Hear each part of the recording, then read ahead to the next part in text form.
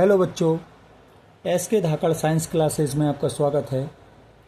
हम बच्चों class 8th का मैथ पेपर सॉल्व कर रहे हैं 2023 का। चलिए आइए देखते हैं बच्चों कि किस तरह से पेपर आता है। तो सबसे पहले हम पेपर में बात करें तो यह पेपर राज्य शिक्षा केंद्र मध्य प्रदेश भोपाल पेपर कंडक्ट करते हैं और वार्षिक परीक्षा पेपर 2023 का हम सॉल्व कर रहे हैं।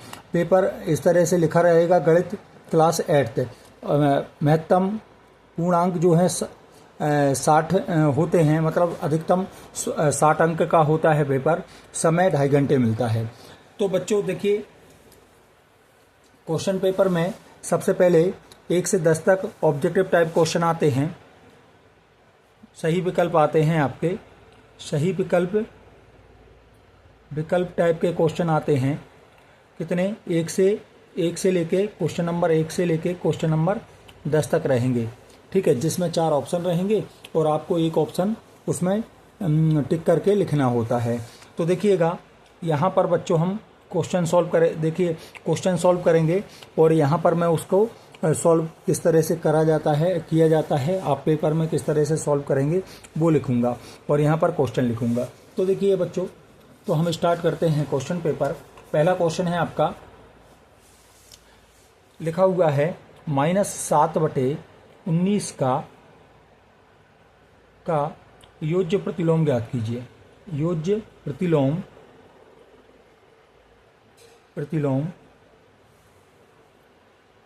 है, ऐसा क्वेश्चन लिखा हुआ है, इसको हमें सॉल्व करना है। तो देखो बच्चों, सबसे पहले हम योज्य प्रतिलोम की बात करें तो योज्य प्रतिलोम क्या होता है बच्चों, जैसा कि आपने पढ़ा होगा, योज्य प्रतिलोम होता है कोई भी संख्या यदि हम उसके नेगेटिव को या मान लीजिए उसके प्रतिलोम को जोड़ें या घटाएं, मतलब जोड़ें, तो आंसर क्या आता है? 0 आता है। तो उसको हम क्या बोलते हैं? योज्य प्रतिलोम। जैसे a है, a कोई संख्या है, इसमें यदि हम -a को जोड़ेंगे तो ये प्लस माइनस माइनस हो जाएगा, मतलब a माइनस a क्या आ जाएगा आपका? 0 आ जाएगा। तो आंसर क्या आता है? 0 आता है। तो उसको हम बच्चों क्या बोलते हैं? योज्य प्रतिलोम।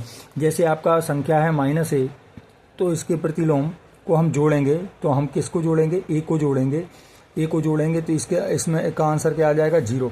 ये जिस तो आंसर 0 आता है, तो वही जो जोड़ने पर जो संख्या जोड़ा तब 0 आया, तो वो संख्या क्या कहलाती है? योज्य प्रतिलोम कहलाती है। जैसे यहाँ पर -7/19 है, यदि हम इसमें 7/19 को जोड़ेंगे तो आंसर क्या आ जाएगा बच्चों?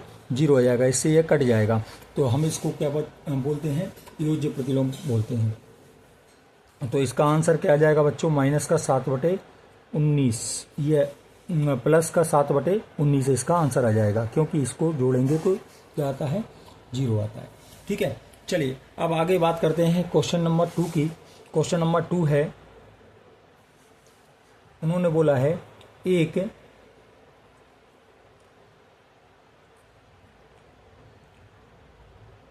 पासे को एक बार फेंका जाता है। पासे को एक बार फेंकने पर संख्या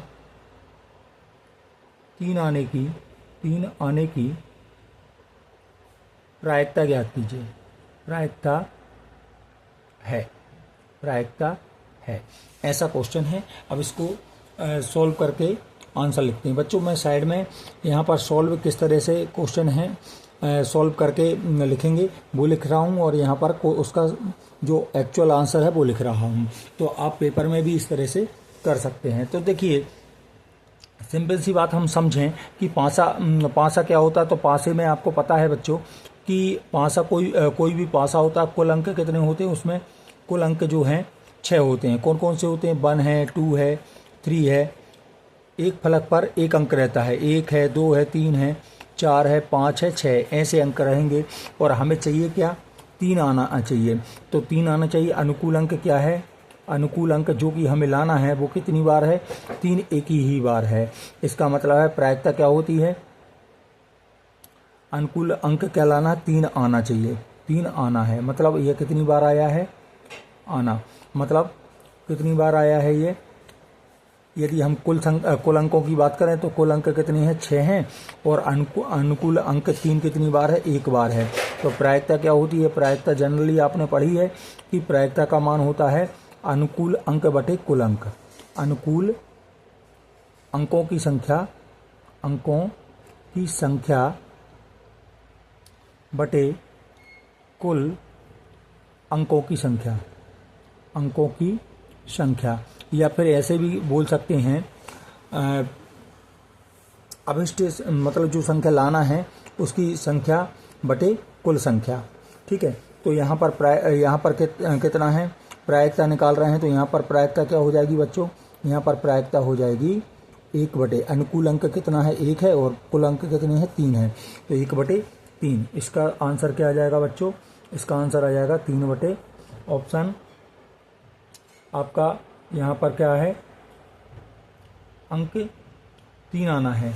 ठीक है, नंबर 3 आना है, तो नंबर 3 कितनी बार आता है, 1 बार ही है, तो 1 बटे 6 आंसर आ जाएगा इसका। क्या आ जाएगा, 1 बटे 6। ठीक है, क्योंकि कुल अंक 6 हैं और अंक 3 आना है, तो अंक 3 1 बार है, तो 1 बटे 6 इसका आंसर आ जाएगा। ठीक है, इस तरह से हम सॉल्व करना है। चलिए, ये ऑप्शन बी इसका सही आंसर होगा। ठीक है, अब इसका आंसर ए है बच्चों। ठीक है, अब क्वेश्चन नंबर हम 3 की बात कर रहे हैं। क्वेश्चन नंबर 3 है बच्चों, लिखा गया है इस तरह से, लिखा है इसमें क्वेश्चन है आपका, बोला गया है 81 का आप स्क्वायर करते हैं तो यूनिट क्या आती है, यूनिट डिजिट मतलब इकाई क्या आती है, तो इकाई अंक क्या है वो निकालना है। तो देखो बच्चों, जैसे 81 का इकाई अंक क्या होगा, 81 के वर्ग का इकाई अंक क्या है, यह है क्वेश्चन है। तो देखो बच्चों, बात यह है कि जब हम 81 का वर्ग करेंगे, 81 का वर्ग करने का मतलब है 81 को 2 बार लिख के गुणा करना। तो 81 का गुणा करेंगे तो 1 का 1 में गुणा करेंगे 1 आएगा, 1 यहाँ पर 8 आ जाएगा। फिर हम 8 का करेंगे तो 8 एकम 8, 8 8 64, ये आ गया। अब जोड़ेंगे तो 1 आ गया, यहाँ पर 6 आ गया, 8 और 8 16 की 6 हासिल की 1, 4 और 1 5 और 6 का 6। तो हमें इकाई अंक क्या आया, ऐसे पढ़ते हैं इकाई, दहाई, सैकड़ा, हजार, मतलब हम कौन सी मतलब यहाँ पर राइट से लेफ्ट पढ़ते हैं, मतलब दाएं से बाएं पढ़ते हैं। तो इकाई, दहाई, सैकड़ा, हजार, इस तरह से। तो इकाई अंक क्या है इसका, 1 है, यही हमारा आंसर आएगा, मतलब ऑप्शन डी सही उत्तर है। इसके बाद नेक्स्ट क्वेश्चन बच्चों, क्वेश्चन नंबर 4 है। क्वेश्चन बोला है कि आपको बोला गया है कि यहाँ पर बहुपद है आपका -4p और एक घातीय बहुपद है, ये एक पदीय बहुपद हैं, 4p और 7p का गुणनफल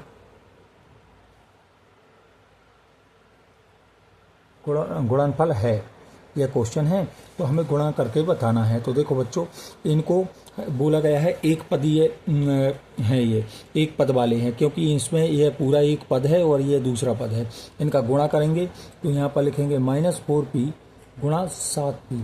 गुणा करेंगे तो देखो हम गुणा कैसे करते हैं बच्चों, पहले चिन्हों का गुणा करते हैं। तो यहाँ माइनस है और यहाँ पर 7 के सामने यहाँ गुणा है। यदि हम इसको ब्रैकेट लगा दें तो 7 के सामने कुछ 7 और ब्रैकेट के बीच में कुछ नहीं है, मतलब प्लस माना जाता है। तो माइनस प्लस क्या हो जाएगा, माइनस, और 4 का 7 में गुणा, 4 7 28, पी का पी में गुणा करेंगे तो p की घात 2 हो जाएगा। मतलब इस पे एक घात है, इस पे एक घात है, तो घातें जुड़ जाती हैं। तो घातांक नियम आपने पढ़ा होगा तो उसमें तो NS आंसर क्या आ जाएगा बच्चों? आंसर आ जाएगा माइनस का 28p²। ये ऑप्शन सी सही है आपका। इसी तरह से क्वेश्चन नंबर 5 की बात कर रहे हैं बच्चों। 5 क्वेश्चन में लिखा हुआ है द वैल्यू ऑफ 5 पावर 0, 5 की घात 0 का मान क्या है? मान है, ये हमें निकालना है।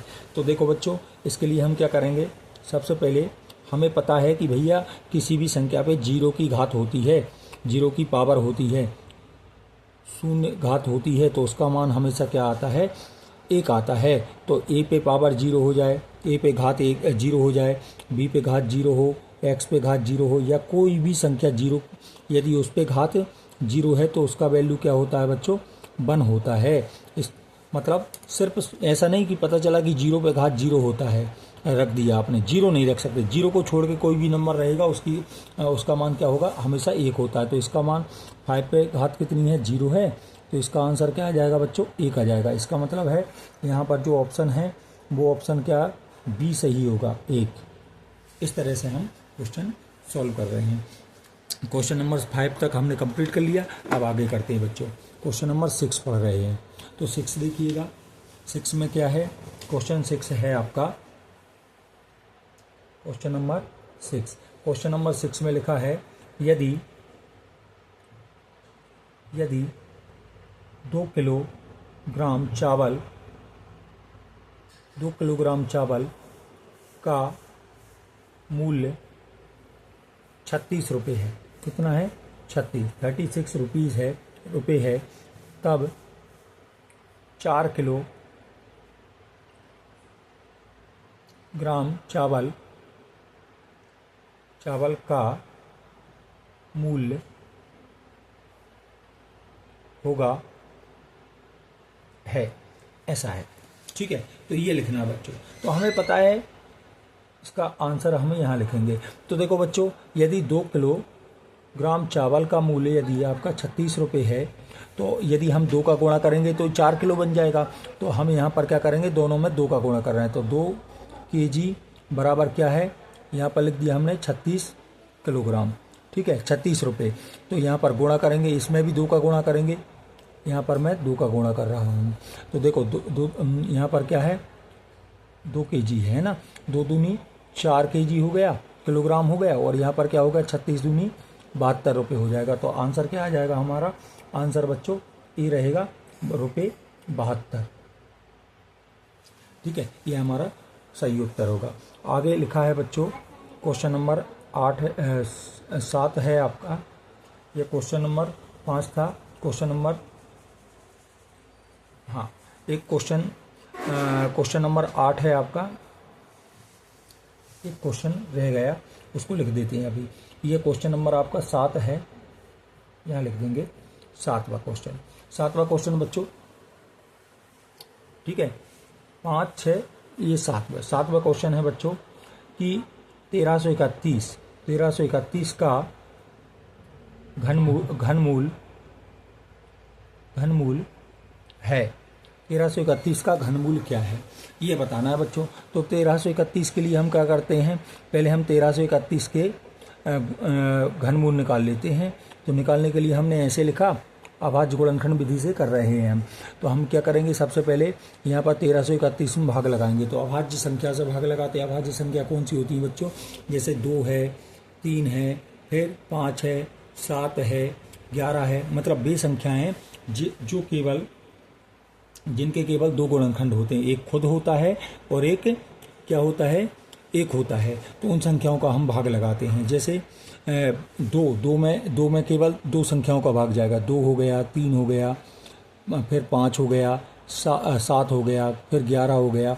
तो देखो इसमें केवल 2 गुणनखंड बन रहे हैं, 1 है और 2, दोनों संख्याओं का भाग जाता है। इसमें 1 और 3 का भाग जाता है, इसमें 1 और 5 का, इसमें 1 और 7 का। मतलब 1 का भाग जाए या फिर खुद का भाग जाए, उनको क्या बोलते हैं? अभाज्य संख्याएं बोलते हैं। क्या बोलते हैं उनको? अभाज्य संख्या, आपने ये पढ़ा होगा। भाज्य संख्या क्या होती है बच्चों? भाज्य संख्या जिनमें दो से अधिक गुणनखंड बनते हैं। जैसे कि मान लो 4 है, 4 में किस किस का भाग जाता है? 1 का जाता है और 2 का जाता है और खुद 4 का जाता है। जैसे 6 हो गया, 6 में किस किस का भाग जाएगा? 1 का जाएगा, 3 का जाएगा और 2 का भी जाएगा और खुद 6 का भी जाएगा। तो ये इन संख्याओं को भाज्य संख्याएं बोलते हैं।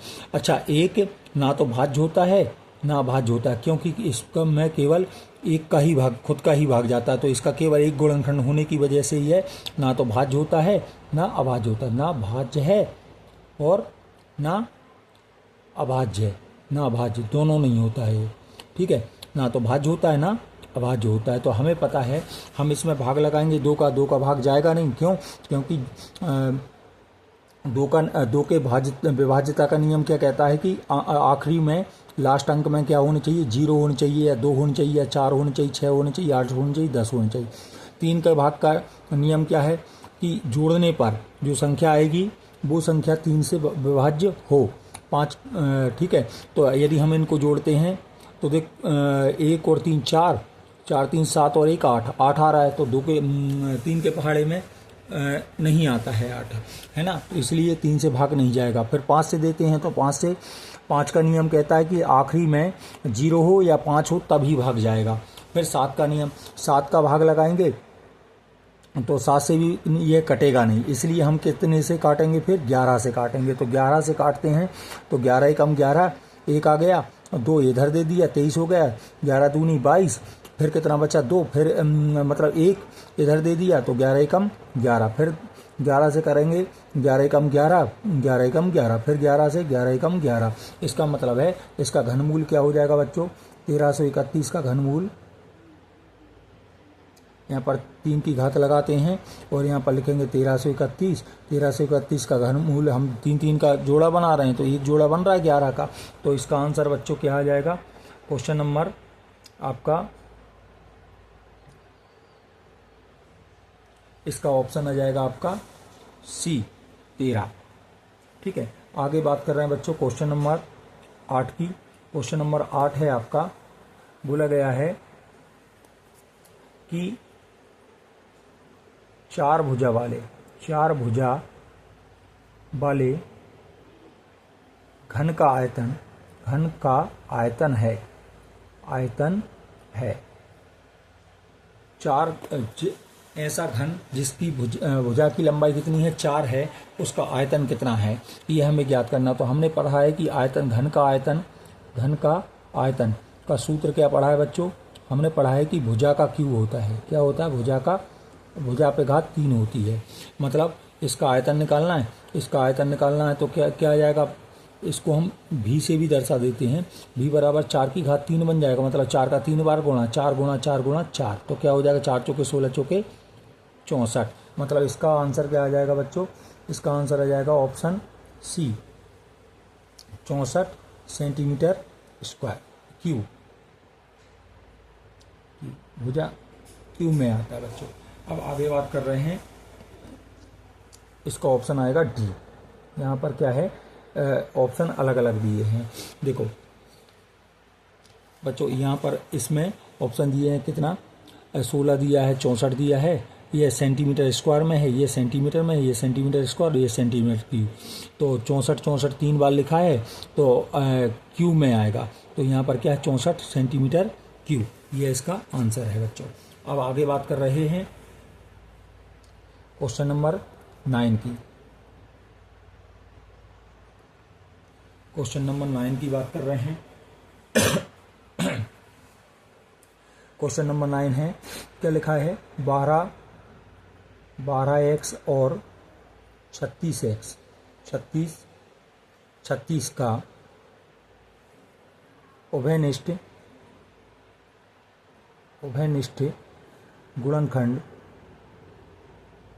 गुणनखंड क्या है? उभयनिष्ठ गुणनखंड बताना है हमें। तो उभयनिष्ठ गुणनखंड बताने के लिए बच्चों हम क्या करेंगे? इनको गुणनखंड तोड़ लेंगे। तो 12x के गुणनखंड तोड़ेंगे तो 12 को हम क्या लिख सकते हैं? 6 दूनी 12 लिख सकते हैं। और 6 को भी तोड़ लेंगे तो 2 गुणा 2 गुणा 3 या 2 दूनी 4 दिया 12 और x है तो x और ले लिया। फिर 36 को तोड़ेंगे तो 36 को कैसे टूटेगा, कोई सा भी पहाड़ा पढ़ लेते हैं हम। कितना होता है, 6 6 36 होता है। 6 को तोड़ेंगे, 6 इंटू 6 लिख सकते हैं इसको, 6 इंटू 6, और 6 को भी तोड़ेंगे तो क्या आ जाएगा, 2 तिया 6 और 2 तिया 6 ऐसा। या फिर इसको ऐसा लिख दो, 2 गुणा 2 गुणा 3 गुणा 3। तो आपने देखा कि उभयनिष्ठ गुणनखंड क्या है, 2 आ रहा है, मतलब उभयनिष्ठ क्या आ रहा है, उभयनिष्ठ संख्या क्या आ रही है, उभयनिष्ठ संख्या आ रही है, गुणनखंड आ रहा है, क्या क्या आ रहा है, देखो 2 कॉमन आ रहा है, फिर 2 कॉमन आ रहा है, फिर 3 कॉमन आ रहा है, 3 दूनी 6, 6 दूनी 12। आंसर क्या आ जाएगा बच्चों, 12। तो इसका आंसर आ जाएगा, इसका आंसर क्या होगा बच्चों, 12। ऑप्शन इसमें आ जाएगा आपका ए, ऑप्शन ए क्या है, 12 आ जाएगा आपका आंसर। अब आगे का बोला है उन्होंने, पूर्ण वर्ग संख्या क्या है। तो देखिए क्वेश्चन है आपका 30 और 40 के बीच पूर्ण वर्ग संख्या है, यह क्वेश्चन है, इसको करते हैं। तो बच्चों देखो, इस क्वेश्चन को करने के लिए हम क्या करते हैं, सबसे पहले ये देखते हैं पूर्ण संख्याएं होती कौन कौन सी हैं। तो पहली बात तो ये है कि हम पूर्ण वर्ग संख्याओं की बात करें तो जैसे एक, मतलब ऐसी संख्या जैसे वर्ग करते हैं, 1 का वर्ग करते हैं क्या आता है 1, तो 1 पूर्ण वर्ग संख्या है। फिर दो मतलब ये वाला एक पूर्ण वर्ग संख्या, जैसे 2 का वर्ग करते हैं 4, तो 2 इंटू 2 मतलब 4 भी पूर्ण वर्ग संख्या है। ऐसे 3 का स्क्वायर करेंगे तो 9 आएगा, 9 भी पूर्ण वर्ग संख्या है। फिर 4 का वर्ग करेंगे 16, यह भी पूर्ण वर्ग संख्या है। 5 का वर्ग करेंगे 25 भी पूर्ण वर्ग संख्या होती है। फिर 6 का वर्ग करेंगे क्या होगा, 6 6 36 आ गए, यह भी पूर्ण वर्ग संख्या होती है। फिर 7 का वर्ग करेंगे 7 7 49, ये भी पूर्ण वर्ग संख्याएं होती हैं। तो इस तरह की ये पूर्ण वर्ग संख्याएं होती हैं। हमें निकालना 30 और 40 के बीच में, तो 30 और 40 के बीच में अकेली ये वाली संख्या आ रही है, ठीक है, तो यही हमारा आंसर है। तो पूर्ण वर्ग संख्या क्या है बच्चों, तो ऑप्शन सी हमारा आंसर होगा, 36। इस तरह से हमें क्वेश्चन सॉल्व कर रहे हैं। समझ में आया बच्चों। चलिए अब हम आगे बात कर रहे हैं। अब देखो, अब हमारे लघुत्तरी प्रश्न, लघु टाइप के प्रश्न आ रहे हैं, जिनके उत्तर हमें 2 3 या 4 लाइनों में देना होता है, ठीक है। तो ये क्वेश्चन है, क्वेश्चन लघु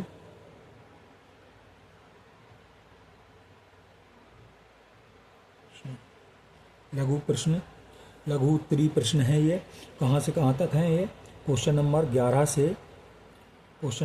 से कहाँ तक है, क्वेश्चन नंबर 20 तक रहेंगे, क्वेश्चन नंबर 20 तक रहेंगे, ठीक है। अब इन क्वेश्चंस को करते हैं बच्चों। तो देखो पहला क्वेश्चन है क्वेश्चन नंबर 11। क्वेश्चन नंबर 11 में लिखा गया है, क्वेश्चन नंबर 11 है, सॉल्व करना है, समीकरण हल करो, समीकरण हल कीजिए।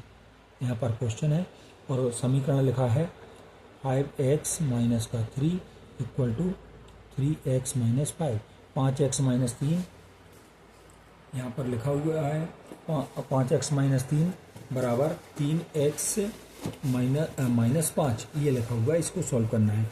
तो देखो बच्चों, हम हल कर रहे हैं। इसको हल करने के लिए क्या करेंगे, सबसे पहले हम इनको लिखते हैं 5x माइनस 3 और यहाँ पर 3x माइनस 5, 5x माइनस 3 और 3x माइनस 5 लिखा। फिर हम x वाले मानों को एक तरफ लेके आएंगे, तो यहाँ पर हो जाएगा 5x माइनस का 3x बराबर, यहाँ पर माइनस का 5 है और यहाँ पर 3 को उधर ले जाएंगे तो प्लस का 3 हो जाएगा। तो यहाँ पर इसको सॉल्व करेंगे तो यहाँ पर 5 में से 3 गया, 2x बचा और यहाँ पर घटाएंगे 5, ये माइनस का, ये प्लस का, तो घटाएंगे तो माइनस का 2 आएगा। फिर x का मान चाहिए, तो x बराबर माइनस का 2 बटे क्या हो जाएगा, 2 कट जाएगा, ये क्या आ जाएगा, माइनस का 1। तो अब हमारा आंसर क्या आ गया, अतः हमारा आंसर आ गया बच्चों, यहाँ पर x का मान कितना है, -1 है, ये हमारा आंसर है, ठीक है। तो इस तरह से हम इसको सॉल्व कर सकते हैं। नेक्स्ट क्वेश्चन है बच्चों हमारे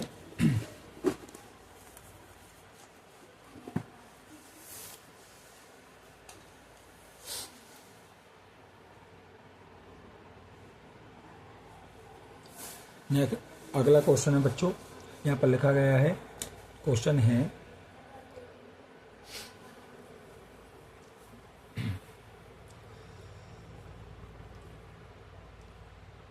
एक मतलब ऐसा बोला गया है, एक बहुभुज बहुभुज समबहुभुज समबहुभुज एक सम बहुभुज जिसका बहुभुज जिसका प्रत्येक बाह्य कोण 45 डिग्री है। भुजाओं की संख्या ज्ञात कीजिए। भुजाओं की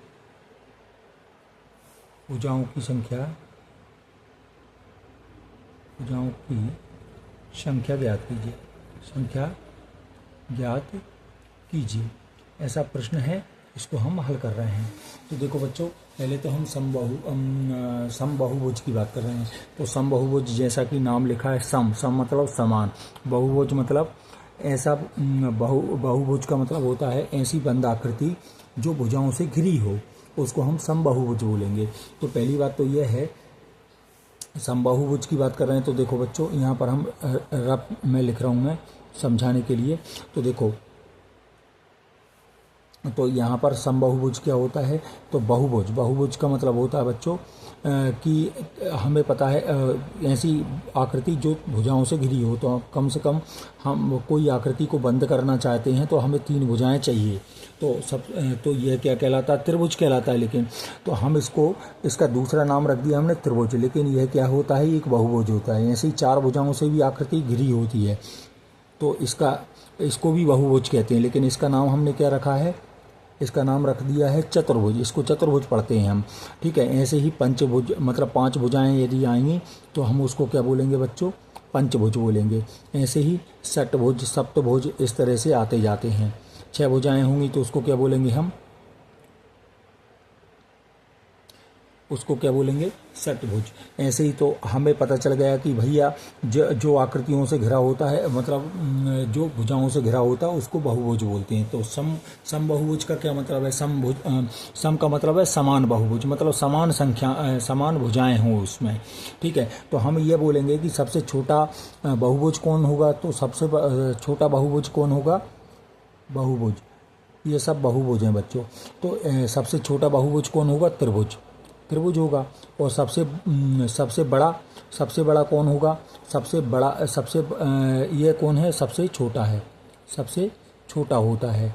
और सबसे बड़ा कौन होगा, फिर सबसे बड़ा होगा व्रत क्या होगा, व्रत सबसे बड़ा होगा, सबसे बड़ा, क्योंकि इसमें जो भुजाएं रहती हैं वो बिंदु टाइप की रहती हैं, है ना, सबसे बड़ा। तो सम बहुभुज का सम मतलब समान बहुभुज। तो अब देखो, ये तो बहुभुज को समझने की बात हो गई। अब बात कर रहे हैं सम बहुभुज में हमें प्रत्येक बाह्य कोण कितने का दिया है, 45 का। तो हमें पता है कि एक पूरा घेरा लगाते हैं तो 360 डिग्री का कोण बनता है। इसका मतलब ये हुआ बच्चों, ये हमारा क्वेश्चन नंबर 12 है। तो देखो बच्चों, तो हमें पता है कि हम इसका सूत्र बनाएंगे। तो देखो, भुजाओं की संख्या ज्ञात करना है हमें, तो हम इसके कोण का भाग लगाएंगे। तो यहाँ पर आ जाएगा भुजाओं की बहुभुज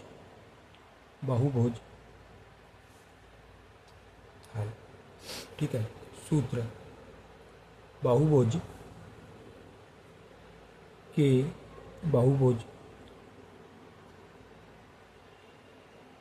भुजाओं की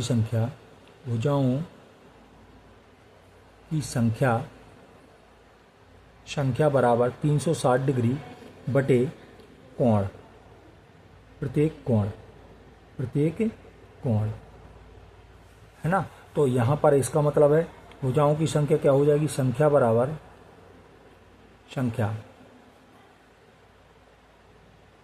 भुजाओं की संख्या बराबर क्या हो जाएगा, 360। कोण कितने का है? 45 का है। इसका मतलब है ये डिग्री में है, ये भी डिग्री में है।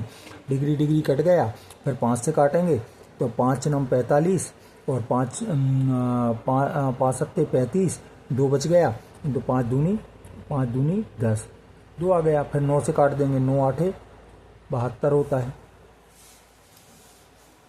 ठीक है, 8 बार कट गया, तो मतलब भुजाओं की संख्या क्या आ गई बच्चों? भुजाओं की संख्या आ गई हमारी 8। ठीक है, ये हमारा आंसर है। ठीक है, अब आगे बात कर रहे हैं बच्चों क्वेश्चन नंबर 13 की। क्वेश्चन नंबर 13 है, यहाँ पर लिखा गया है कि 729 को अभाज्य गुणनखंड विधि से इसका वर्गमूल ज्ञात कीजिए। तो यहाँ पर क्वेश्चन हम लिख रहे हैं अभाज्य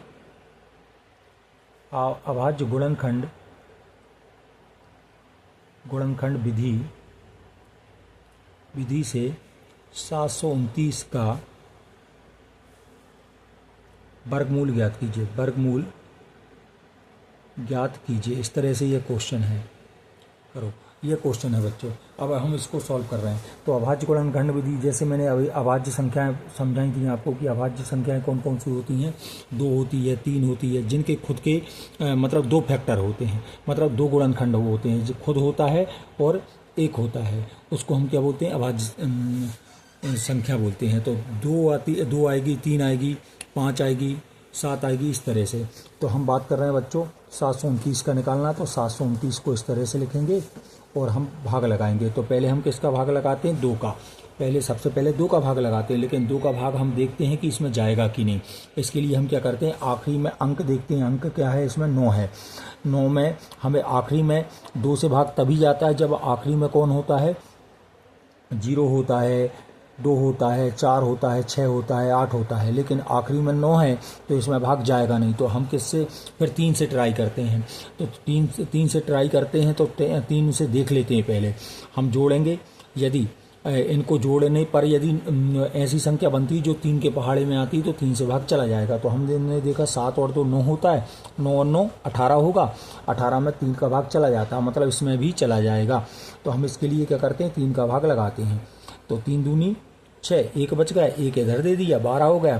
3 चौके 12 चला गया पूरा। अब 9 बचा, 9 में भाग लगाएंगे, 3 तिया 9, फिर भाग लगाएंगे बच्चों। तो यहाँ पर हम फिर से चेक कर सकते हैं। 4 2 6, 6 3 9, 9 जो है 3 के पहाड़े में आता, मतलब इसमें भाग चला जाएगा। ठीक है, तो देखो इसके लिए हम क्या करते हैं बच्चों? ये एक एक अंक में भाग लगाते तो 2 में तो जाएगा नहीं, इसलिए 2 अंक शामिल कर लेंगे। तो यहाँ पर क्या हो गया? 24 हो गया। 3 8 24, 8 बार चला गया। फिर अब बचा ही नहीं कुछ, अब 3 में भाग लगाएंगे, 3 एकम 3, फिर से 3 से भाग लगाएंगे, क्योंकि 2 से तो जाएगा ही नहीं, 2 से जाता तो पहले ही चला जाता। अब 3 से, 3 दूनी 6, कितना बच गया? अच्छा, अभी भी चेक कर सकते हैं ये भाग जाएगा कि नहीं। 3 एक 8 और 1 9, 9 आया, मतलब 9 3 के पहाड़े में आता, मतलब इस संख्या में भी 3 का भाग चला जाएगा।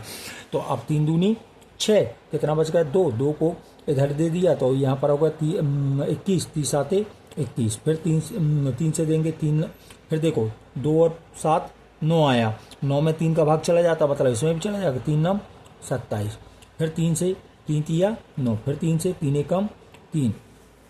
वर्गमूल निकाल रहे हैं बच्चों, तो वर्गमूल के लिए ये चिन्ह लगाते हैं। यहाँ पर 729 लिखेंगे। यहाँ पर कोई भी यहाँ पर ये जो चिन्ह बना है, यहाँ पर कोई भी अंक नहीं दिख रहा, मतलब 2 माना जाता है ना, मतलब 2 2 का जोड़ा बनाना है हमें। ठीक है, तो यहाँ पर हमने लिख दिया 1 2 कितनी बार है ये? 3 बार, 6 बार है। तो 3 कितनी बार है? 6 बार लिख दिया, पहले तो लिख दिया। फिर 2 2 का जोड़ा बनाएंगे, तो इस 2 का जोड़ा बन रहा है, इसका भी बन रहा है और इसका भी बन रहा है। तो इस जोड़े से 3 बाहर ले लिया, इस जोड़े से 3 बाहर ले लिया और इस जोड़े से 3 बाहर ले लिया। तो अब गुणा कर लेते हैं। 3 तिया 9, 9 तिया 27, मतलब आंसर कितना आ गया हमारा? 27। इस तरह से बच्चों हम इसको सॉल्व करेंगे। अब हम क्वेश्चन नंबर 14 की बात करते हैं। क्वेश्चन नंबर 14 है बच्चों, यहाँ पर बोला है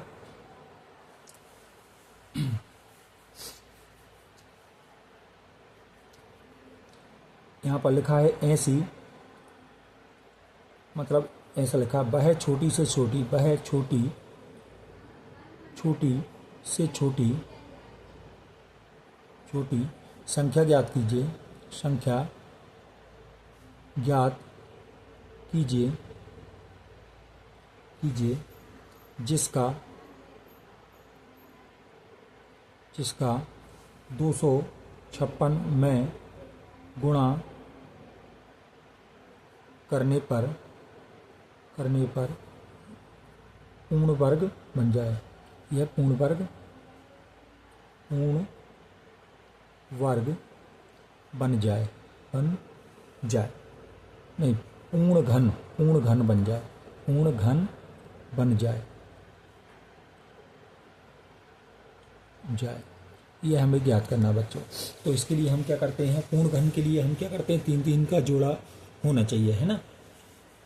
तो देखो बच्चों, पहले हम अभाज्य गुणनखंड विधि से 256 के गुणनखंड निकाल लेते हैं। तो 2 से करेंगे, फिर वही बात, लास्ट में 2 आया मतलब 2 का भाग चला जाएगा, है ना। लास्ट में 6 आया मतलब 2 का भाग चला जाएगा। तो पहले 2 का भाग लगाएंगे, 2 दूनी 2 एकम 2, फिर 5 में लगाएंगे 2 दूनी 4, फिर बच्चा 16, 2 अट्ठे 16, फिर 2 से लगाएंगे बच्चों, 2 छिंग 12 आ जाएगा, फिर 2 चौके 8, फिर 2 से लगाएंगे 2 तिया 6, 2 दूनी 4, फिर 2 से कितना 16 बार चला गया, फिर 2 से देंगे तो 8 बार चला जाएगा। ऐसे भाग लगा रहे हैं, 2 से भाग लगाएंगे 4 बार, फिर 2 से भाग लगाएंगे 2 बार, फिर 2 से भाग लगाएंगे 1 बार। तो अब हमें पूर्ण वर्ग बनाना है। तो पहले तो हम पूर्ण वर्ग संख्या देखना है। तो देखो 256 को हम पहले गुणन, ये कितनी बार आए, 1 2 3 4 5 6 7 8, 8 बार 2 आया है तो 8 बार 2 लिख लेंगे। 2 गुणा 2 गुणा 2 गुणा 2 गुणा 2 गुणा 2 गुणा 2 लिख लिया बच्चों। ये लिखने के बाद हम कितने का 3 का जोड़ा बनाते हैं। तो इसका जोड़ा बन रहा है और इसका भी जोड़ा बन रहा है, लेकिन यहाँ पर 1 2 बच रहा है, मतलब 1 2 और होता तब जोड़ा बनता, मतलब हमें 1 2 के गुणा की ज़रूरत रहेगी। तो हम क्या करेंगे, तो 1 2 का गुणा कर लेंगे। तो मतलब 256 में हम क्या करेंगे बच्चों, 256 में 2 का गुणा करेंगे तो क्या हो जाएगा, 512 जो हो जाएगा, 512 बन जाएगा। तो हमें पता चल गया कि 2 का गुणा करने पर ये बनेगा। तो मतलब हम बोलेंगे अतः वह छोटी वह संख्या क्या है, वह संख्या क्या है, वह संख्या 2 है। क्या है, छोटी संख्या क्या है, 2 है। मतलब 2 का ही गुणा करने पर यह क्या बनेगा, पूर्ण वर्ग, मतलब 512 आ जाएगा जो कि पूर्ण वर्ग बनाएगी। ठीक है, तो हमारा आंसर ये आ गया बच्चों। अब आगे का क्वेश्चन कर रहे हैं हम सॉल्व। क्वेश्चन नंबर हमारा है 15वां क्वेश्चन कर रहे हैं बच्चों। तो 15वें क्वेश्चन में लिखा हुआ है, ये 3 नंबर के क्वेश्चन है बच्चों। अब देखो यहाँ पर लिखा है कि 2:5 को प्रतिशत में बदलिए 2:5 को प्रतिशत में बदलना है। तो बच्चों प्रतिशत का यदि हम कॉन्सेप्ट देखें, यदि तो सूत्र देखें, ठीक है, तो सूत्र क्या होता है, मैं इसको सूत्र बना के लिख रहा हूँ। तो सूत्र क्या होता है, देखो 1% का मान निकाल रहे हैं, 1% का मान निकाल रहे हैं। तो यहाँ पर क्या होता है, 1/100%। का मतलब होता है 1/100। यदि हम यहाँ पर 1 का मान निकालेंगे तो 1 बराबर के, तो हमें क्या करना है, 2:5 का प्रतिशत में मान निकालना है। तो हम क्या करेंगे, 2/5 लिखेंगे इसे, और गुणा हम क्या करेंगे, यहाँ पर परसेंट बनाएंगे तो क्या करेंगे, 100 का गुणा कर देंगे। अच्छा, इससे हम मान निकालेंगे, मान लो 1 का मान निकाल रहे हैं तो इसको इधर पहुँचा देंगे, 100 को भाग में है गुणा में आ जाएगा। तो 1 बराबर क्या आ जाएगा, 100 और परसेंट। मतलब कोई भी संख्या को यदि हमें परसेंट में बदलना है तो 100 का गुणा कर दो और प्रतिशत का चिन्ह लगा दो। तो हम इसको प्रतिशत का 100 का गुणा कर दिया और हमने क्या करा, प्रतिशत का चिन्ह लगा दिया। अब कट रहा है तो काट दो। तो यहाँ पर काट देंगे, 5 दूनी 10, 0 का 0 कट गया। तो ये आ गया 2 गुणा 20। तो मतलब आ जाएगा क्या, 2 गुणा 20 प्रतिशत, मतलब क्या बन जाएगा, 40% आ जाएगा। ये हमारा आंसर है बच्चों। इस तरह से हम क्वेश्चन सॉल्व कर रहे हैं। ठीक है, ये हमारा क्वेश्चन सॉल्व हो गया। अब आगे का क्वेश्चन कर रहे हैं बच्चों। आगे का क्वेश्चन है हमारा क्वेश्चन नंबर 15 हो गया। क्वेश्चन नंबर 16 की बात करें। क्वेश्चन नंबर 16 लिखा हुआ है बच्चों, बोला गया है 5 5 माइनस 2x और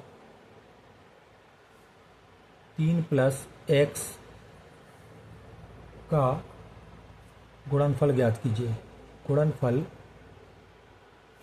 ज्ञात कीजिए, ये लिखा हुआ है बच्चों। तो इसको हम सॉल्व कर रहे हैं, तो इसके लिए हम क्या करेंगे, सबसे पहले यहाँ पर हल लिखेंगे। हल लिखने के बाद 5 माइनस 2x, फिर गुणा करना है तो गुणा का चिन्ह लगाया, 3 प्लस x लिखा। अब बच्चों हम क्या करेंगे, इन दोनों में गुणा करना है, तो इसके लिए हम क्या करेंगे, इस 5 के साथ में इन दोनों को लिख लेते हैं। तो 5 लिखा और ब्रैकेट लगाए और यहाँ पर लिख दिया 3 प्लस x। फिर क्या करेंगे, माइनस का 2x है तो माइनस का 2x लिखा और इसके साथ में 3 प्लस x लिख दिया। अब हम क्या करेंगे बच्चों, गुणा कर रहे हैं। तो पहले हम क्या करते हैं, गुणा का नियम ये होता है कि पहले चिन्हों का गुणा करो और फिर अंकों का गुणा करो और फिर चर राशियों का करो। तो यहाँ पर क्या है, चिन्ह क्या है, कुछ नहीं दिख रहा है, मतलब प्लस है, प्लस है। और यहाँ 3 के सामने भी कुछ नहीं दिख रहा है, मतलब यहाँ भी प्लस है। तो प्लस प्लस प्लस हो जाएगा। 5 का 3 में गुणा करेंगे 15 हो जाएगा। फिर इस प्लस में गुणा करेंगे तो प्लस आएगा। 5 का x के सामने साथ में कुछ नहीं है, मतलब 1 माना जाता है, तो 5 एकम 5 आ जाएगा और x का x ही आ जाएगा। फिर यह गुणा हो चुका है दोनों में। अब हम इसका करेंगे तो यहाँ माइनस है और यहाँ पर 3 के आगे कुछ नहीं है, मतलब प्लस माना जाएगा। तो माइनस प्लस क्या हो गया बच्चों, माइनस हो गया और 2 तिया 6 आ गया और x का वैसे का वैसा आ गया। फिर इसका माइनस का इसमें गुणा करेंगे तो माइनस माइनस क्या हो जाएगा, प्लस हो गया, सॉरी माइनस प्लस माइनस हो गया। और यहाँ पर 2 x के साथ में कुछ नहीं है, मतलब 1 माना जाएगा। तो 2 एकम 2 आ गया और x का x में गुणा करेंगे तो घातें जुड़ती हैं, तो इस पर घात लगी है 1, कुछ घात नहीं दिख रही, मतलब 1 घात है और इस पर भी 1 घात है, मतलब क्या हो जाएगा, 2 घात हो जाएंगे। आया समझ में बच्चों। तो अब हाँ आगे हल कर रहे हैं। तो देखो यहाँ पर आ जाएगा 15 और 6 में से 5 घट जाएंगे तो बड़ा अंक क्या है, 6 माना जाता है और ये छोटा है। तो 6 में से 5 गया। वैसे तो ये पूरी संख्या माइनस की मतलब छोटी होती है और ये बड़ी होती है, लेकिन यहाँ पर क्या है, इसको यूँ समझ लें कि बड़ा अंक है 6 और छोटा अंक है क्या, 5। तो इसमें से इसको घटाएंगे तो क्या आ जाएगा, माइनस आ जाएगा, बड़े अंक का चिन्ह आ जाता है। तो यहाँ पर आ जाएगा माइनस और यहाँ पर 6 में से 5 गए, 1 बचा और 1 को लिखते नहीं है, इसलिए 1 x आ जाएगा। 1 को लिखते नहीं है, यहाँ पर 1 माना जाता है और यहाँ पर क्या हो जाएगा, माइनस का 2x स्क्वायर। यह हमारा आंसर आ जाएगा बच्चों। आगे सॉल्व कर रहे हैं बच्चों क्वेश्चन नंबर 17। क्वेश्चन नंबर 17 देखिए। क्वेश्चन नंबर 17 में लिखा गया है कि मान ज्ञात कीजिए। मान ज्ञात कीजिए किसका, यहाँ पर लिखा है मान ज्ञात कीजिए ताकि -3 पे घात m+1 गुणा -3 पे घात 5 बराबर क्या लिखा है, m का मान ज्ञात कीजिए, है ना। ताकि -3 पे घात क्या है, 7 है, ये बराबर आ जाए। उनका कहना है कि m का मान बताओ जबकि ये दोनों बराबर हैं। इसका मतलब ये हुआ बच्चों, इसको हल कर रहे हैं। हल करेंगे तो हम क्या करते हैं, हमारे पास सूत्र होते हैं। सूत्र हमें पता है घातांक नियम का, क्या कि यदि कोई भी संख्या पे x है, x पे घात यदि m है और गुणा कर रहे हैं, यहाँ पर है x और यहाँ भी x है और इस पे घात n है, तो गुणा में घातें जुड़ जाती हैं आधार समान होने पर। यहाँ पर x मतलब आधार कौन, जिस पे घात लगी होती है। तो x पे घात m है और x पे घात n है, तो यहाँ पर x पे घात क्या हो जाएगा, m+n हो जाएगा। इसका मतलब ये हुआ बच्चों, इस हम हल करेंगे तो यहाँ पर ये देखो, यहाँ -3 है, यहाँ भी -3 है, इस पे घात ये लगी है, इस पे घात ये लगी है, 3 दोनों जुड़ जाएंगी। तो यहाँ पर एक बार लिखाएगा -3 पे घात m+1 और यहाँ पर आ गया क्या, प्लस का 5 बराबर क्या हो जाएगा, -3 पे घात 7 हो जाएगा। तो यहाँ पर अब आधार समान हो गए, हम घातों की तुलना कर रहे हैं, तो हम लिख रहे हैं घातों की तुलना करेंगे तो यहाँ पर आ जाएगा बच्चों m 1 और 5 6 हो जाएगा, m+1 + 5 बराबर यहाँ पर आ जाएगा 7। तो m बराबर यहाँ m प्लस 6 बराबर 7 हो गया। तो m बराबर क्या हो जाएगा बच्चों, 7 माइनस 6। m का मान आ गया 1। ये हमारा आंसर है m का मान। अतः m का मान क्या है, अतः m बराबर 1 है। ये हमारा आंसर है। अब क्वेश्चन नंबर 17 बच्चों, क्वेश्चन नंबर 18वां क्वेश्चन है बच्चों। यहाँ पर बोला गया है एक कार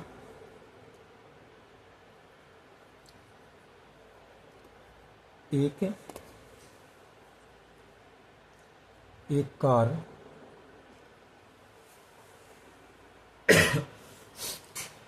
एक कार 2 घंटे में एक कार 60 किलोमीटर प्रति घंटे 60 किलोमीटर प्रति घंटे की चाल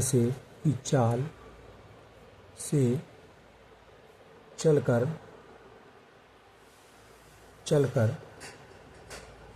2 घंटे में 2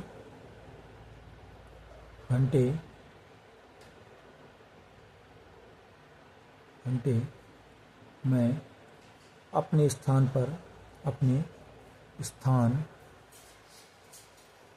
पर पहुंचती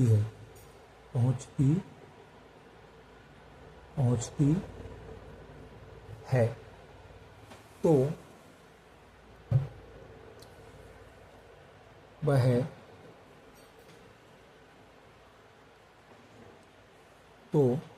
80 किलोमीटर प्रति घंटे की चाल से चलकर वह कितने समय में अपने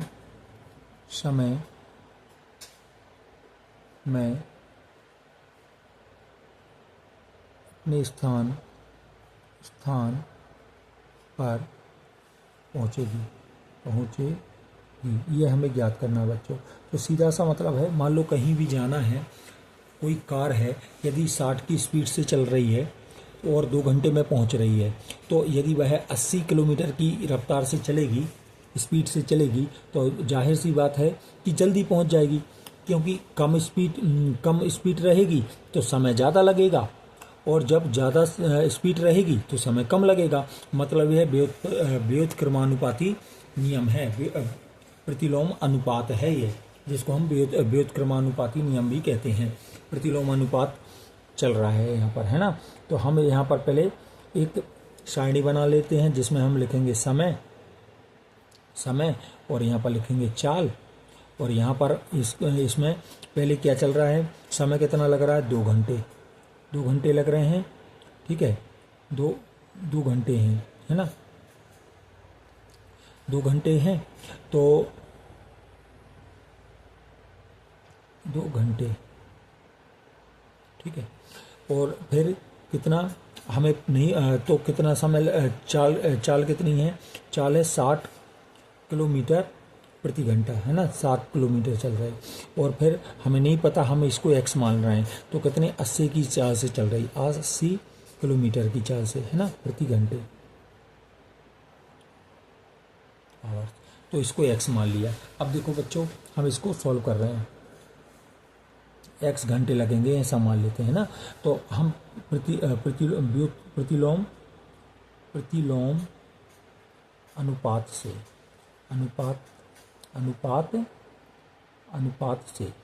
प्रतिलोम अनुपात का सूत्र क्या होता है, हम यहाँ पर x1 y1 बराबर x2 y2, मतलब इसको x मान रहे हैं, इसको y1 मान रहे हैं, इसको x1, इसको y1, इसको x2 और इसको y2। तो हम यहाँ पर क्या करेंगे, 2 गुणा 60 बराबर क्या हो जाएगा, x गुणा 80, ऐसा हो जाएगा बच्चों। x का मान चाहिए तो पहले तो इनका गुणा कर लो चाहो तो 2 × 12 120 हो गया। 80 को इधर लाएंगे तो भाग में आ जाएगा, क्योंकि गुणा में है, तो 80 आ गया, बराबर आ गया x। तो 0 से 0 काट दिया, फिर 2 से काट दो या 4 से काट दो। चलो 4 से काटते हैं। 4 दूनी 8 और 4 तिया 12, कितना आ गया 3/2 बराबर x आ गया। इसको उल्टा करके लिख रहा हूँ मैं, x को इस साइड लिख रहा हूँ तो ये उस साइड चला जाएगा 3/2। अब यहाँ पर हम इसको भिन्न में लिखते हैं तो हम इसको क्या लिख देंगे, x बराबर 2 एकम, तो एक बार पूरा भाग चला गया, अब 1 बच गया, 1/2 करके लिख सकते हैं। तो हमारा आंसर क्या आ गया, अतः, लास्ट में लिखेंगे अतः अभिष्ट समय, मतलब अभिष्ट समय क्या लग जाएगा उसमें, अभिष्ट समय मतलब जो हमें चाहिए था वो समय। अभिष्ट समय क्या आ गया बच्चों, समय 1 सही 1/2 घंटे है, ये आंसर है। अब आगे कर रहे हैं बच्चों क्वेश्चन। अगला क्वेश्चन है आपका, आगे का क्वेश्चन है आपका, क्वेश्चन लिखा हुआ है क्वेश्चन नंबर 19 है। क्वेश्चन नंबर 19 में लिखा है कि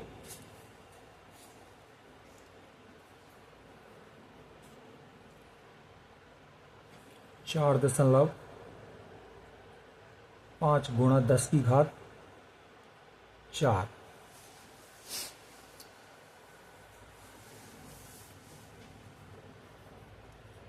को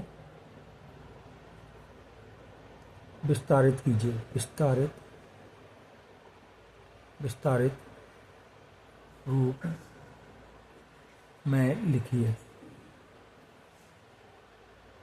ऐसा लिखा है, हम इसको दूसरे मतलब विस्तार करके लिखना चाह रहे हैं, ये मानक रूप में लिखा है। तो हम क्या करेंगे बच्चों, सबसे पहले हल लिखेंगे और हल लिखने के बाद हम क्या करेंगे, 4.5 गुणा 10 पे घात 4 है, इसको हल करना है। तो हम दशमलव हटाएंगे तो 45 लिख दिया, दशमलव हटाने का 1 लिखते हैं और दशमलव के बाद जितने अंक रहते हैं उतनी 0 लगाते हैं, तो एक ही अंक है तो 1 0 लगा देंगे। यहाँ पर 10 पे घात कितनी हो जाएगी, 4 हो जाएगी।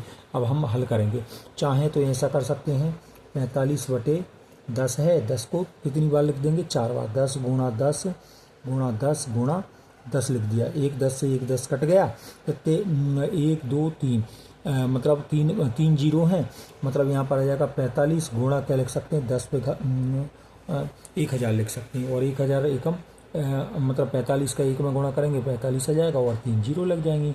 यह आंसर है बच्चों, इस तरह से हमें हल करना है।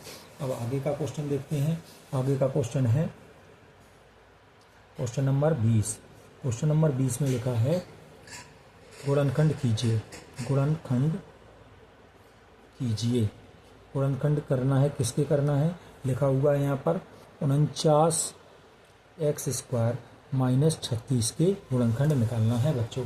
तो इसके लिए हम क्या करेंगे, सबसे पहले 49x² - 36 को लिखेंगे। अब हम इसको देखने पर दिख रहा है 49 को हम 7 का स्क्वायर लिख सकते हैं, इसका मतलब है 49 को हम 7 का स्क्वायर लिख सकते हैं, मतलब हम इसको लिख देंगे 7x का स्क्वायर, और यहाँ पर क्या 36 है, 36 को लिख सकते हैं 6 का स्क्वायर। आगे हल करेंगे बच्चों। तो हमने एक सूत्र पढ़ा है कि सूत्र क्या होता है, सूत्र होता है बच्चों, सूत्र है कि a का स्क्वायर होता है माइनस b का स्क्वायर होता है। तो एक बार हम माइनस में लिख देते हैं इसी चीज़ को और एक बार प्लस में लिख देते हैं, मतलब इसको लिख देंगे हम क्या, इसलिए हम इसको लिख देंगे एक बार क्या 7x - का 6 लिख दिया, और इसको एक बार क्या लिख दिया, यहाँ पर लिख दिया 7x प्लस का 6। इस तरह से हम इसको लिख सकते हैं, हमारा यही आंसर है। इस तरह से हमें करना है। चलो आगे का क्वेश्चन करते हैं बच्चों। क्वेश्चन है आपका, अब देखो बच्चों, अब दीर्घ उत्तरीय प्रश्न आ गए। कौन से, दीर्घ उत्तरीय, मतलब थोड़े लंबे क्वेश्चन आ गए, बड़े क्वेश्चन है ना। दीर्घ उत्तरीय प्रश्न, प्रश्न कहाँ से कहाँ तक हैं बच्चों, ये हैं क्वेश्चन नंबर 21 से क्वेश्चन नंबर कहाँ तक हैं, 24 तक हैं। ठीक है, इतने क्वेश्चन हैं, अब इनको कर रहे हैं उत्तरीय प्रश्न। तो पहला क्वेश्चन है बच्चों, यहाँ पर बोला है क्वेश्चन नंबर 21 है, 21 का क्वेश्चन बोला है कि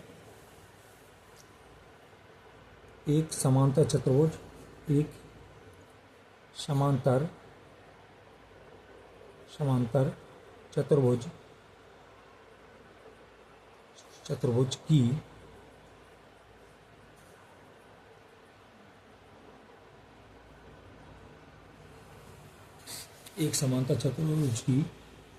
संलग्न का मतलब होता बच्चों जुड़ी हुई, है ना। संलग्न एक समांतर चतुर्भुज की के संलग्न कोणों का अनुपात 2:3 है तो इसके प्रत्येक कोण की माप ज्ञात कीजिए। ऐसा प्रश्न है बच्चों। अब इसको हमें सॉल्व करना है, तो इसके लिए हम क्या करते हैं, हमें पता है समांतर चतुर्भुज क्या होता है, जिसकी आमने सामने की भुजाएं बराबर होती हैं और आमने सामने के कोण भी बराबर होते। इस तरह का हम एक चित्र बना लेते हैं, ठीक है। इसमें ए मान लिया, इसको बी मान लिया, इसको सी मान लिया, इसको डी मान लिया। अनुपात क्या दिया है, उन्होंने अनुपात दिया 2:3। हम इसको क्या मान लेते हैं बच्चों, ठीक है। तो यहाँ पर ए अनुपात बी मान लेते हैं। संलग्न का मतलब है बच्चों जुड़ी हुई, मतलब जैसे क्या होता है, ये समांतर चतुर्भुज है। संलग्न का मतलब कोण की बात कर रहे हैं, तो यदि हम इस कोण की बात कर रहे हैं और इस कोण की बात कर रहे हैं तो इनके बीच में एक उभयनिष्ठ भुजा कौन सी है, मतलब ए बी है। ए बी भुजा से यह कोण भी जुड़ा है और यह कोण भी जुड़ा है, तो इसलिए इनको संलग्न बोलेंगे। या फिर जैसे हम इसकी बात करें तो बी और सी, यह भी संलग्न भुजा है। इसमें बी सी संलग्न भुजा मतलब उभयनिष्ठ भुजा आ जाएगी, ठीक है। और ये संलग्न कोण कौन सी, कोण बी और कोण सी है। और ये वाला, तो देखो ये वाला कोण और ये वाला कोण दोनों बराबर होंगे, और ये वाला कोण और ये वाला कोण दोनों बराबर होंगे। ऐसे ही सी डी में के बीच में कौन आ रहा है, मतलब कोण सी और कोण डी के बीच में सी डी भुजा आ रही है, और ए कोण डी और कोण ए के बीच में ए डी भुजा आ रही। तो इन भुजा देखो, यदि कोण संलग्न कोण है तो एक भुजा उभयनिष्ठ रहेगी, बीच वाली, उनके बीच में जो भुजा है वो उभयनिष्ठ है, ठीक है। और इसके बाद यदि कोण भुजाओं की बात करें, संलग्न भुजाएं हैं तो एक कोण बीच में पड़ेगा। जैसे भुजाओं की बात करें तो ये ए बी और बी सी भुजा है, इनके बीच में कोण बी है। तो ऐसे तो हमें बोला गया है कोण ए का मान और कोण बी का मान इतना है, तो हम मान लेते हैं, माना कोण ए का मान क्या है, ए बराबर कितना हो गया 2x, अनुपात में है इसलिए हम इसको संख्या में लिखेंगे। ए बराबर 2x मान लिया और बी बराबर अब बच्चों हो गया 3x, ऐसा मान लिया हमने। अब हमें पता है कि इनका मान कितना होगा, 180 डिग्री होता है। दोनों कोणों को जोड़ेंगे तो 180 आएगा। तो हम लिखेंगे यहाँ पर समांतर चतुर्भुज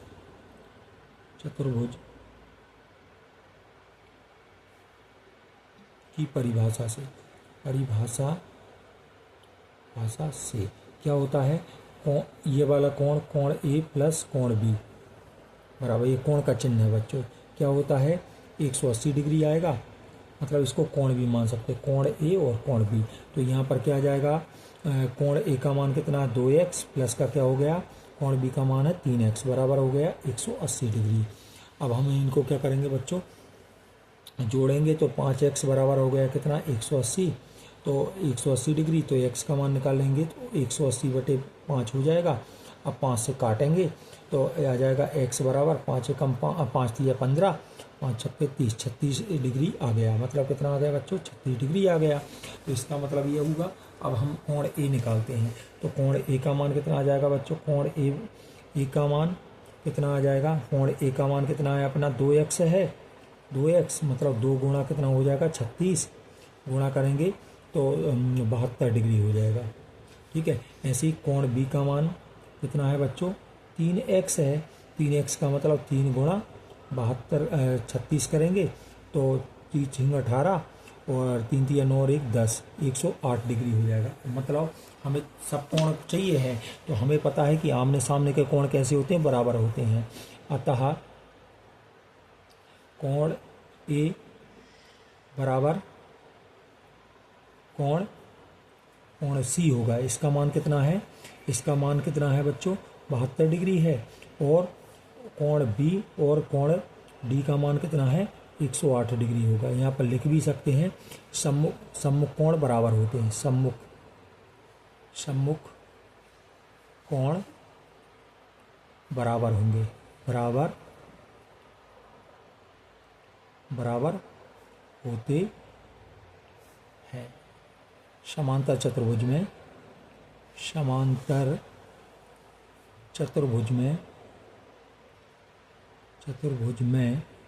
सम्मुख कोण बराबर होते हैं। ऐसे करके हम लिख सकते हैं।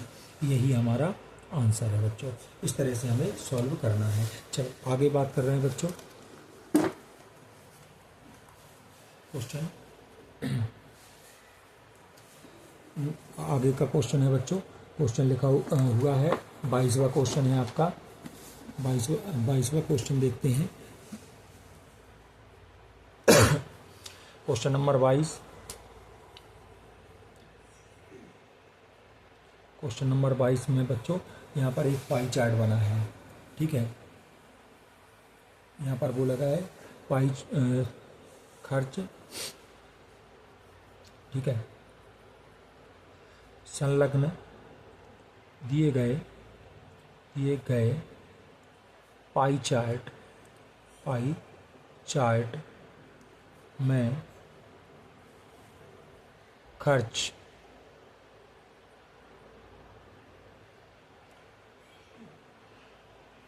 पाई चार्ट में एक परिवार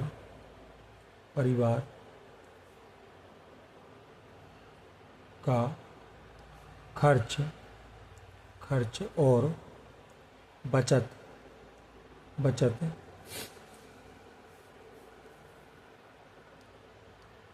दर्शाया गया है।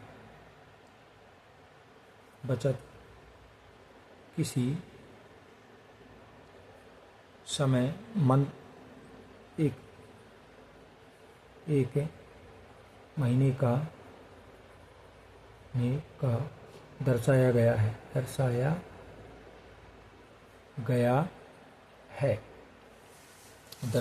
है। ठीक है, तो आपको इसके मान निकालना है। जो मान दिए गए हैं उसके अनुसार आपको मान निकालना है।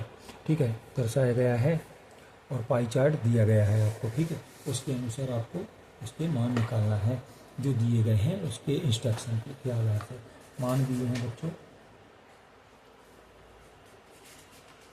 क्वेश्चन लिख लेते हैं पूरा। और यहाँ पर क्वेश्चन है दिया गया है और यहाँ पर क्वेश्चन है नंबर 1। कंडीशन देखो, चित्र बना देता हूँ पहले। इस तरह का एक पाई चार्ट है, इसमें मान लिख रहा हूँ मैं। ठीक है, इस तरह का एक पाई चार्ट दिया गया है। ठीक है, आप किताब में देखोगे तो मिल जाएगा। ठीक है, तो यहाँ पर क्या लिखा है? ये क्या है? यातायात। यह बोला है ये क्या है? यातायात दिया है। यातायात का परसेंट है 5%। और यहाँ पर घर का किराया का कितना दिया है? किराया दिया है बच्चों 10%। और यहाँ पर बच्चों की शिक्षा का खर्च दिया है कितना? यहाँ पर 15%। और यहाँ पर लिखा है खाने का कितना है? 25% खाने में, है ना। और इसके बाद कपड़ा का दिया है कितना? कपड़ों का दिया है 10%। और सेविंग मतलब बचत का प्रतिशत दिया है 15%। और अन्य खर्च का दिया है, अन्य खर्च का 20% है। ऐसा लिखा हुआ है। ठीक है बच्चों, और यहाँ पर बोला है कि नंबर एक दिया है कि कौन सा खर्च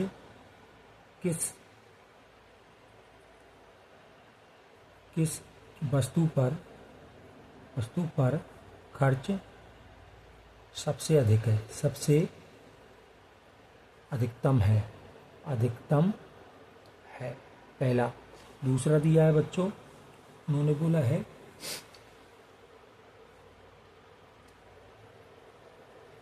खर्च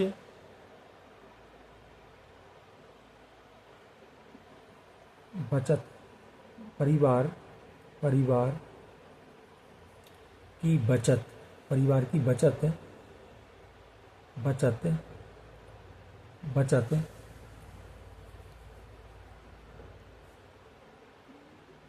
कौन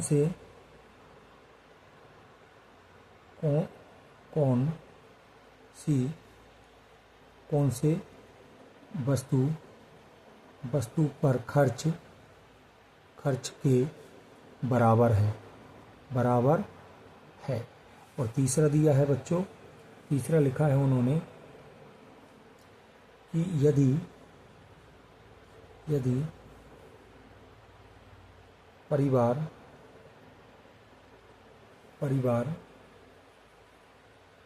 की महीने की बचत, एक महीने की बचत 3,000 रुपये है, 3,000 रुपये है, तो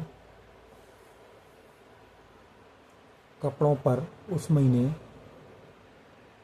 एक महीने उस महीने में कपड़ों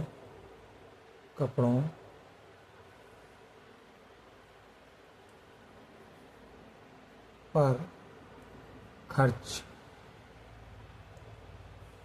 क्या है, खर्च की गई राशि क्या है। ये 3 चीज़ें हमें निकालना है बच्चों। तो इसके लिए हम सबसे पहले तो बात कर रहे हैं, अब ये क्वेश्चन हो गया बच्चों, अब इसका आंसर लिखते हैं। आंसर के लिए हम क्या करेंगे, हल लिखेंगे सबसे पहले। तो पहला उत्तर क्या है, किस वस्तु पर खर्च सबसे ज़्यादा है, तो इसको पढ़ेंगे। पढ़ने के बाद देखो ये 15, ये 25 है, 15, 10, 20 और 10, तो सबसे ज़्यादा किस पर है, खाने पर। तो हमें यहाँ पर लिख देंगे, उत्तर आ जाएगा यहाँ पर 25% कहाँ पर है, 25% खाने पर खर्च सबसे अधिक है, यह आंसर है बच्चों। अब इसके बाद दूसरा क्या है, परिवार की बचत कौन सी वस्तु पर खर्च के बराबर है। तो आपको पता है बचत का 15% है, और यहाँ पर बच्चों की शिक्षा का भी 15% है, मतलब ये दोनों बराबर हैं। तो आप लिखेंगे परिवार की बचत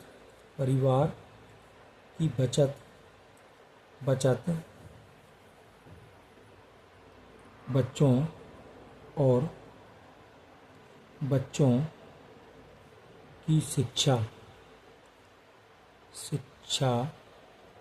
पर खर्च के बराबर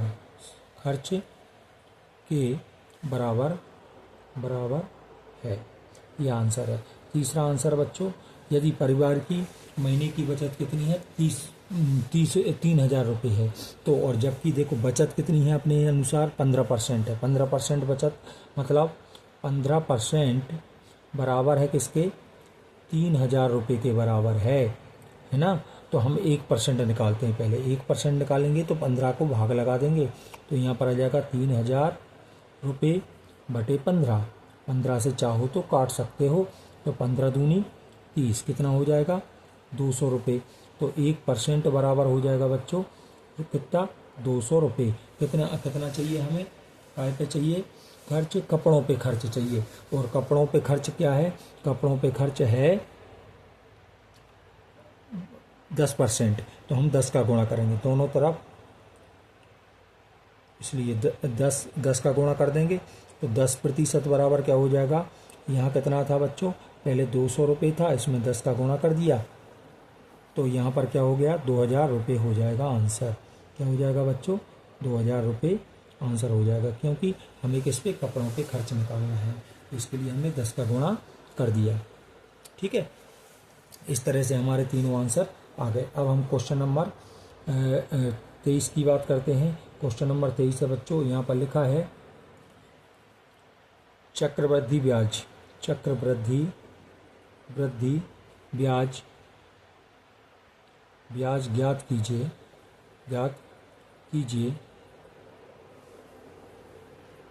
कीजिए जब मूलधन कितना है, मूलधन 12,600 का 2 वर्ष में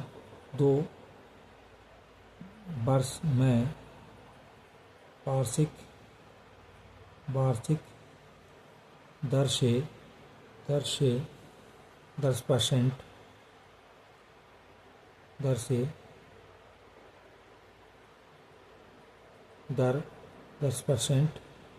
हो, ऐसा लिखा है। मतलब ब्याज ज्ञात करना है बच्चों हमें 10% की दर से 2 वर्ष का। तो हम इसके लिए क्या करेंगे बच्चों, क्वेश्चन है हमारा, हल लिखेंगे सबसे पहले।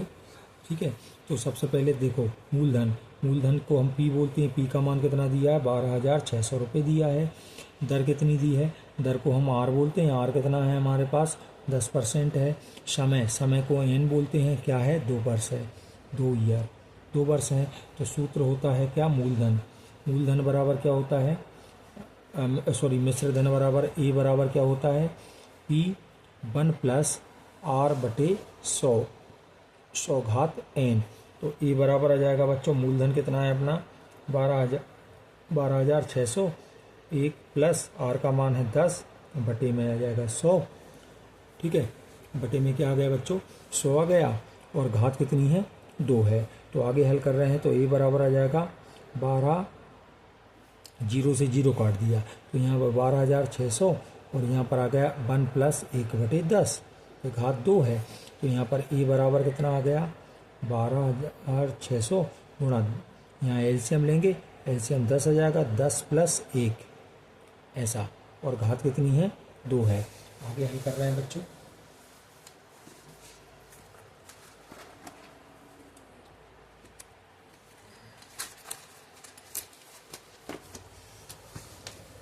आगे करेंगे तो यहाँ पर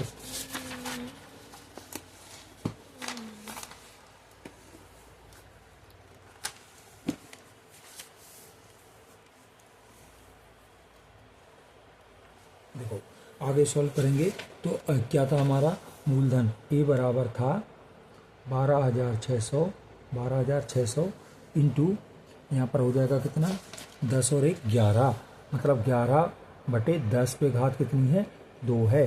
तो ए बराबर आ जाएगा, इसको 2 बार लिख देंगे, 12,600 गुणा 600 गुणा क्या हो जाएगा, 11/10 गुणा 11/10। 1 0 से 1 0 कट गई, 1 0 से 1 0 काट दिया, तो ये बराबर आ जाएगा 126 गुणा 11 का 11 में गुणा 121 हो जाएगा। अब इन दोनों का गुणा कर लेते हैं, तो ये बराबर आ जाएगा बच्चों, यहाँ पर रफ में कर रहा हूँ गुणा, तो 126 गुणा 121। पहले हम 1 का गुणा करेंगे तो 6 एकम 6, 2 का 2, 1 का 1, फिर 2 का करेंगे, 2 × 12 की 2 हासिल की 1, तो 2 4 और 1 5, 2 एकम 2, फिर 1 का गुणा करेंगे तो 6 आ जाएगा, फिर 2 आ जाएगा, फिर 1 आ जाएगा, जोड़ेंगे तो आ जाएगा 6 4, 6 और 6 12 की 2 हासिल की 1, 4 और 1 5 और 1, कितना आ गया बच्चों, 15,246 रुपये हमारा मूलधन मिश्र धन आ गया। मिश्र धन आ गया, चक्रवृद्धि ब्याज निकालना, चक्रवृद्धि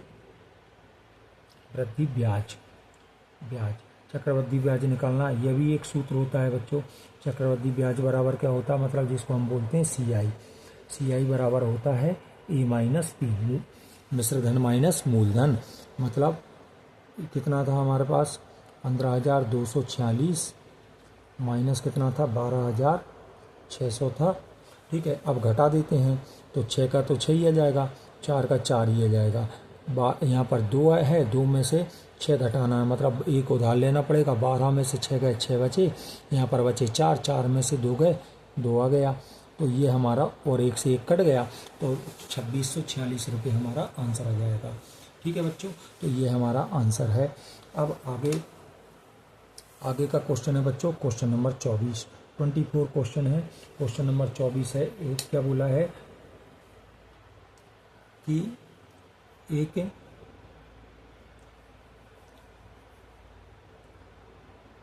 बेलनाकार, एक बंद बेलनाकार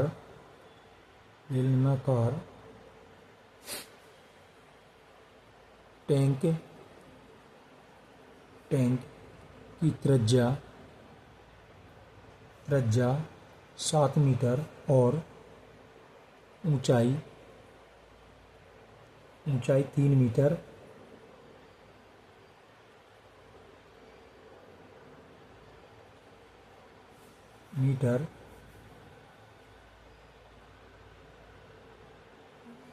एक बेलनाकार टैंक की त्रिज्या 7 मीटर और 3 मीटर है, उसे एक धातु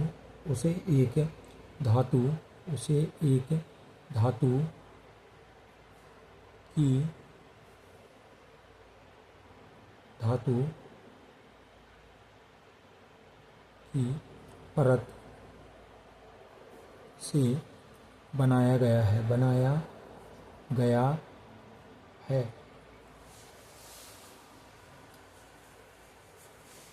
धातु की चादर से बनाया गया है।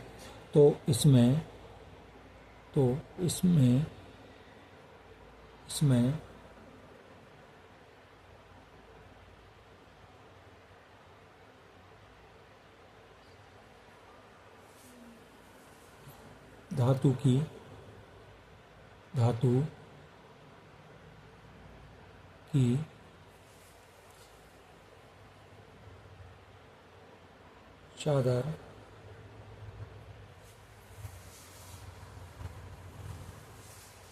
धातु की चादर कितनी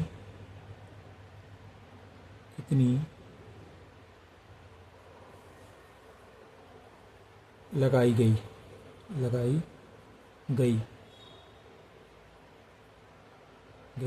ये हमें ज्ञात करना है बच्चों। तो देखो बच्चों, ये क्वेश्चन मैंने अपने तरीके से लिखा है, ठीक है। तो ये हमें ज्ञात करना है बच्चों।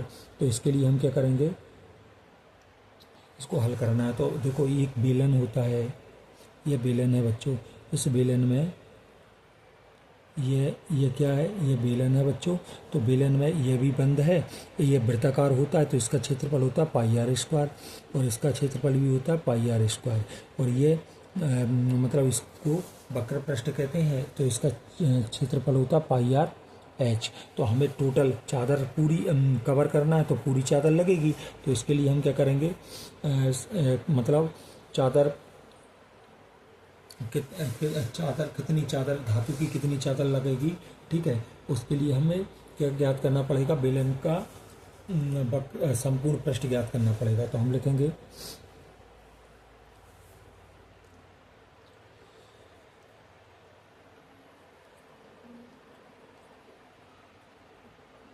चादर का क्षेत्रफल।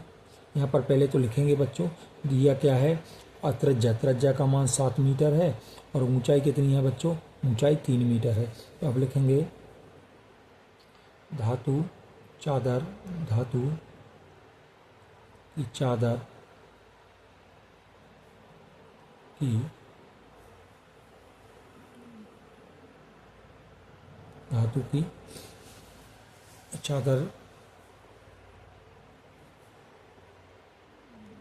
की चादर का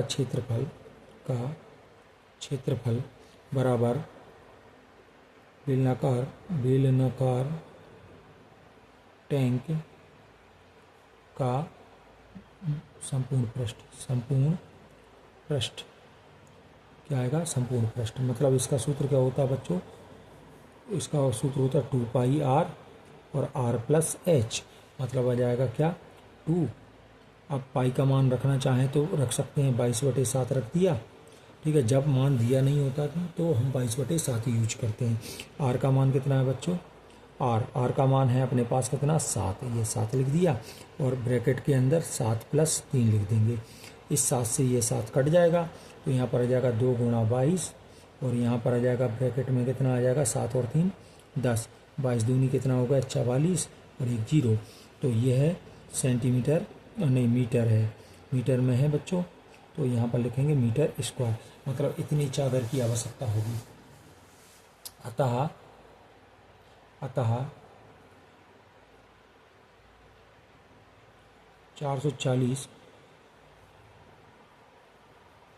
440 मीटर धातु के चादर की आवश्यकता होगी। इसको बनाने के लिए हमें इतने की आवश्यकता होगी। ठीक है, तो ये बच्चों हमारा पहला जो 2023 का जो पेपर है वो कंप्लीट होता है। इस तरह से आपको वीडियो कैसी लगी ये कमेंट के ज़रिए आप बता सकते हैं बच्चों, और जो भी डाउट रहेंगे आप कमेंट के ज़रिए हम उनसे पूछ सकते हैं। वीडियो कैसी लगी? वीडियो अच्छी लगी हो तो लाइक्स, शेयर, सब्सक्राइब कीजिए और अपने दोस्तों को बताइए, और आप अच्छे से पढ़ाई कीजिए। आई होप मैं आपको अभी पेपर 2023 का पेपर, 2024 का पेपर सॉल्व कराऊंगा। ठीक है, और उसके बाद फिर इम्पोर्टेंट क्वेश्चन जो रहेंगे, जो संभावित प्रश्न रहेंगे 2025 में, उनको कंप्लीट कराऊंगा। ठीक है, और भी यदि आपकी कोई क्वेरी हो, मतलब कुछ भी समझ में नहीं आए तो आप पूछ सकते हैं कमेंट के ज़रिए। ठीक है बच्चों, तो आज के लिए इतना ही। फिर मिलते हैं नेक्स्ट वीडियो में। तब तक के लिए बाय।